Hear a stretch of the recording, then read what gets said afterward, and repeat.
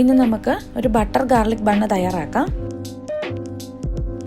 ഒരു ബൗളിലേക്ക് 1 ടീസ്പൂൺ ഈസ്റ്റും 1/4 കപ്പ് ഷുഗറും കൂടി ചേർക്കാം. ഇതിലേക്ക് ഇളം ചൂടുള്ള 1/2 കപ്പ് പാൽ കൂടി ഒഴിച്ച് ഒന്ന് മിക്സ് ചെയ്തെടുക്കാം. ഞാൻ ഇതിലേക്ക് 1/4 കപ്പ് ഷുഗർ ചേർക്കുന്നത് നമ്മുടെ ബണ്ണിന് അല്പം മധുരം ഉണ്ടാവാൻ വേണ്ടിയിട്ടാണ്.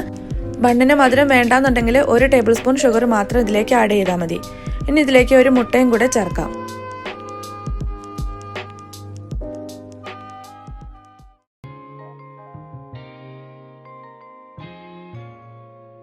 ഇതിലേക്ക് 2 കപ്പ് മൈദ ചേർക്കാം.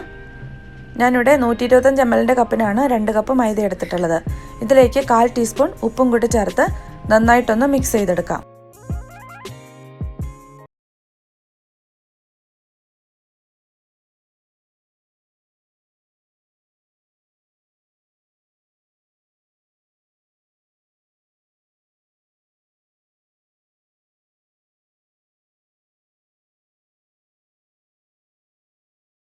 മിൻസ് ചെയ്ത ഗാർലിക്കും 1 ടേബിൾ സ്പൂൺ പാഴ്സലി ചോപ്പ് ചെയ്തതും കൂടെ ചേർത്ത് കൊടുക്കാം.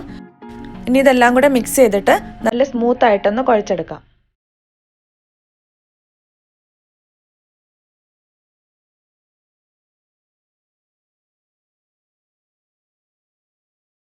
ഇപ്പോൾ നമ്മളിത് നന്നായിട്ട് കുഴച്ചെടുത്തിട്ടുണ്ട്. ഒരു പ്ലാസ്റ്റിക് റാപ്പർ കൊണ്ടൊന്ന് കവർ ചെയ്തിട്ട് 1 അവർ മാറ്റി വയ്ക്കാം. അപ്പോഴേക്കും ഇതൊന്ന് ഡബിൾ സൈസ് ആയിട്ട് വരും. ഇപ്പോൾ നമ്മളിത് വെച്ചിട്ട് 1 മണിക്കൂർ കഴിഞ്ഞിട്ടുണ്ട്. ഇപ്പോൾ ഇത് ഡബിൾ സൈസ് ആയിട്ട് വന്നിട്ടുണ്ട്. ഈ കൗണ്ടർ ടോപ്പിലേക്ക് അല്പം പൊടി തൂളിയിട്ട് ഒന്നും കൂടി ഇതൊന്ന് കുഴച്ചെടുക്കാം.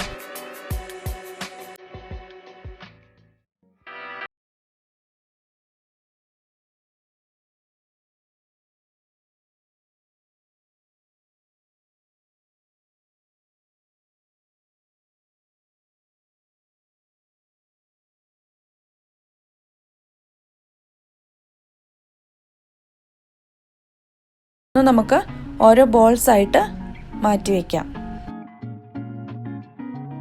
നമ്മളിത് ഓരോ ബോൾസ് ആയിട്ട് മാറ്റി വയ്ക്കുമ്പോഴും അത് നമുക്ക് ഒരു പ്ലാസ്റ്റിക് റാപ്പർ കൊണ്ട് കവർ ചെയ്ത് വെക്കണം.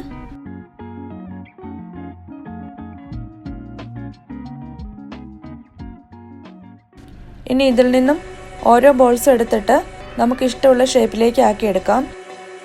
ഞാനിവിടെ ഓരോ ബോൾസും എടുത്ത് ഒന്ന് നീളത്തിലൊന്ന് റോൾ ചെയ്തെടുക്കുകയാണ് ചെയ്യുന്നത്. എന്നിട്ട് അതിനെ ഒന്ന് ചുറ്റിയെടുക്കുക ചെയ്യുന്നത്. നമ്മൾ പൊറോട്ടയൊക്കെ ഉണ്ടാക്കാൻ വേണ്ടിയിട്ട് ചുറ്റിയെടുക്കുന്നത് പോലെ.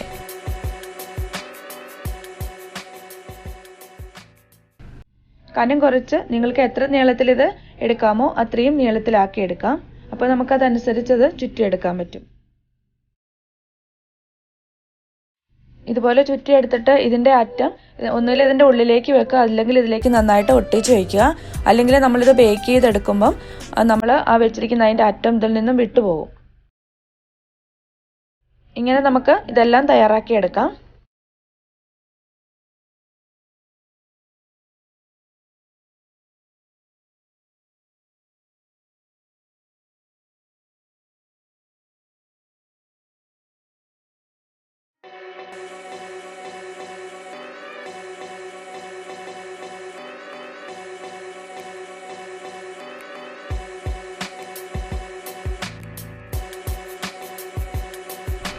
ഇപ്പോൾ നമ്മൾ ബണ്ണെല്ലാം തയ്യാറാക്കി എടുത്തിട്ടുണ്ട്. ഇനി നമുക്കിത് ബേക്ക് ചെയ്യുന്ന ട്രേയിലേക്ക് എടുത്ത് മാറ്റി വയ്ക്കാം. ഒരു 10 മിനിറ്റ് നമുക്കിതിനെ ഇങ്ങനെ റെസ്റ്റ് ചെയ്യാൻ വേണ്ടി വയ്ക്കാം.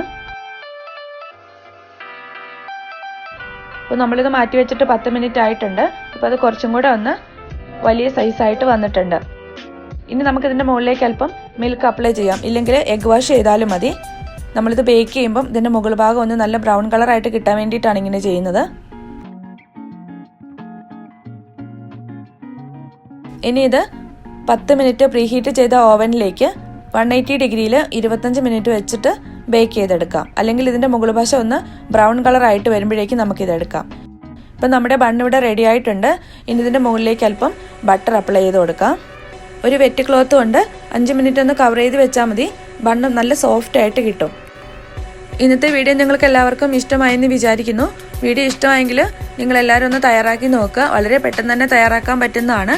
കുട്ടികൾക്കൊക്കെ ഇഷ്ടപ്പെടും നമ്മളിങ്ങനെ തയ്യാറാക്കി കൊടുക്കുമ്പം. നമ്മളെപ്പോഴും ചിക്കനും ഒക്കെ വെച്ചിട്ടുള്ള ബണ്ണുകളാണ് ഇതിനു മുമ്പ് നമ്മൾ തയ്യാറാക്കിയിട്ടുള്ളത്. അപ്പോൾ ഇങ്ങനെ ഒന്ന് തയ്യാറാക്കി നോക്കുക. നമുക്കിതൊന്ന് കട്ട് ചെയ്ത് നോക്കാം. നല്ല സോഫ്റ്റ് ആയിട്ട് വന്നിട്ടുണ്ട്.